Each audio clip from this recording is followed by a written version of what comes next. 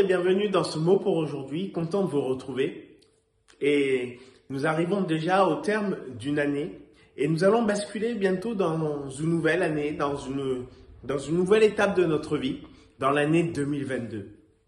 Nous allons tous dans quelques heures nous souhaiter des vœux, des souhaits, meilleurs vœux, santé, argent, travail, bonheur. Nous voulons tous nous souhaiter le meilleur pour la vie. Pourtant, certains sont encore, je dirais, pessimistes quant à l'avenir.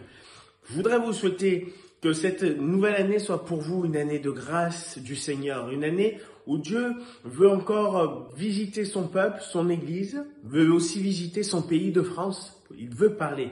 Jésus est cet homme qui va aller de ville en ville et qui va bénir, qui va se révéler et qui voudra toucher encore les uns et les autres. Et on va voir Jésus dans l'évangile de Luc au chapitre 7 notamment, qui va quitter la ville de Capernaum où il va guérir le serviteur d'un centenier. Il va quitter cette ville et il va aller dans la ville de Naïm où justement il va atterrir dans un contexte un peu de mort, de tristesse. Une dame endeuillée qui a perdu son fils unique. Et Jésus va s'approcher de cette femme, va être ému, va être touché lorsqu'il va rencontrer cette femme et le Seigneur va ramener cet enfant à la vie. Seul Dieu est capable de ramener ceux qui est mort à la vie. Seul Dieu est capable de ressusciter ceux qui est mort.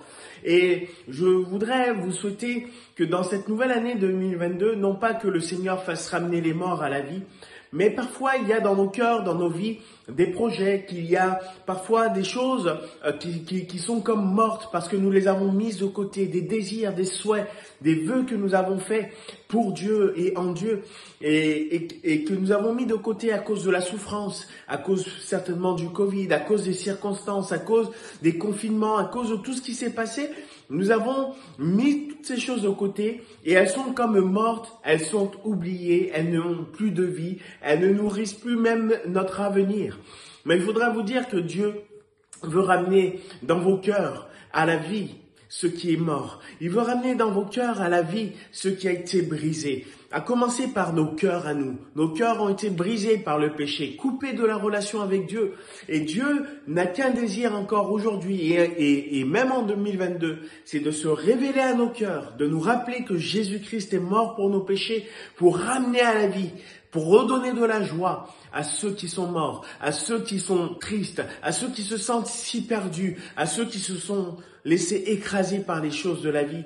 Et placez votre confiance en Dieu. Dieu a donné sa vie pour vous et je crois que cette année 2022 en Jésus-Christ peut être une année bénie. Alors que le Seigneur vous accorde sa grâce, approchez-vous de lui. Lorsque nous parlons de Jésus-Christ, on ne peut s'empêcher de se rappeler que la bénédiction de Dieu a eu un prix. Ça a coûté la vie de Jésus-Christ. Il a donné sa vie sur la croix afin que nous puissions passer de pauvres à être enrichis dans la présence de Dieu. Lui qui a tout pouvoir, lui qui a toute connaissance, lui qui a toute chose. La Bible nous dit qu'il a des projets qu'il a préparés d'avance pour nous. Alors que cette année 2022, que vous puissiez entrer dans les projets de Dieu pour votre vie.